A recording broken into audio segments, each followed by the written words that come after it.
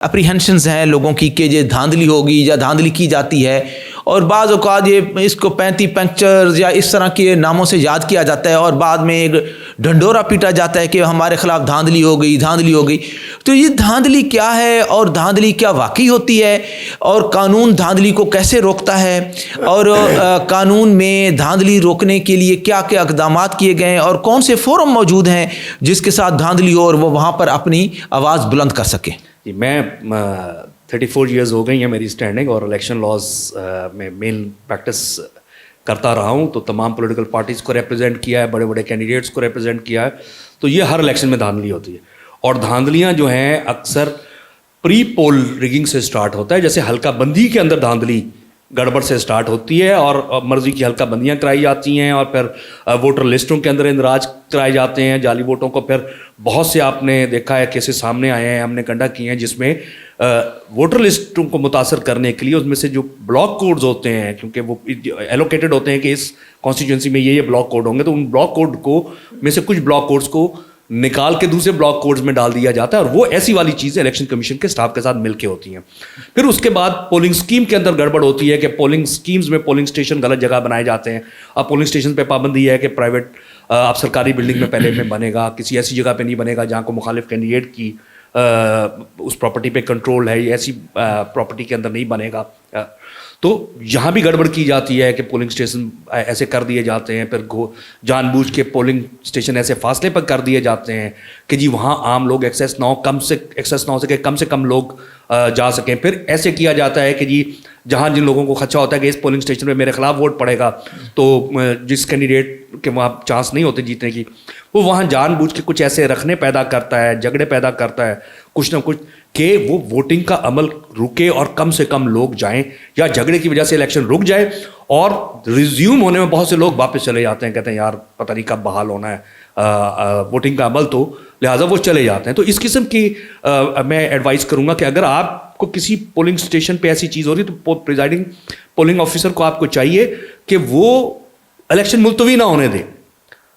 کیونکہ یہ شاید اگر ملتوی ہونے سے دوسرے کو فائدہ ہو سکتا ہے، تو وہ کم سے کم وہ بھی لوگ گڑبڑ اعتراض کم سے کم کریں تاکہ ووٹ میکسیمم ڈال سکیں، ووٹنگ پروسیس متاثر نہ ہو۔ اسی طرح جو ہے جعلی ووٹوں کی ہے، جب ریٹرننگ افسران کے پاس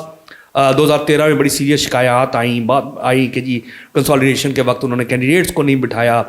لاسٹ الیکشن میں بھی بہت کچھ ہوا کہ جی لوگوں کو نہیں بیٹھنے دیا گیا کئی جگہوں کے اوپر۔ تو یہ ساری ریگنگ ہے، اور ایسے سب چیزوں کے پاس آپ کے پاس ریمیڈی ہے کہ آپ پھر پہلے اگر آر او کے کنڈکٹ کے خلاف ہے تو پھر آپ الیکشن کمیشن کے پاس جائیں گے، اور اگر الیکشن کمیشن سے آپ کی داد رسی نہیں ہوتی تو پھر آپ ہائی کورٹ میں ریٹ فائل کرتے ہیں۔ اب جہاں الیکشن کمیشن جس طرح خواتین کی نشستوں والا ہے معاملہ، کہ اگر وہاں پہ الیکشن کمیشن ڈکلیئر کرتا ہے کہ اس جگہ پہ کوئی ایگریمنٹ تھا، یا اس وجہ سے اس الیکشن کو جو ہے میں ڈکلیئر کرتا ہوں وائڈ، یا کوئی گنتی ایسی ریگنگ ہوئی ہے اس کے سامنے، تو الیکشن کمیشن کے پاس اختیار ہے کو سارے الیکشن کو کل عدم ڈکلیئر کرے۔ تو ایسی جو پروسیڈنگز ہوتی ہیں اس میں election commission as election tribunal consider ہوتا ہے کہ اس نے ایز الیکشن ٹرائبونل کے طور پر یہ کام کیا، اور اس میں وہ بھی جو ڈیسیژن دیتا ہے اس کے خلاف اپیل ڈائریکٹ پھر سپریم کورٹ میں فائل ہوتی ہے، جیسے سیکشن 9 کے تحت جو بھی وہ ڈکلیریشن دیتا ہے اس کے خلاف پھر سپریم کورٹ میں فائل ہوتی ہے۔ اور اگر یہ الیکشن پروسیس سارا کمپلیٹ ہو گیا ہے اور الیکشن کا جو گیزٹ نوٹیفیکیشن ہو گیا ہے، تو پھر آپ کو کوئی ہارنے والے کینڈیڈیٹ کو کوئی گریونس ہے تو پھر وہ گیزٹ نوٹیفیکیشن کے 45 دن کے اندر اندر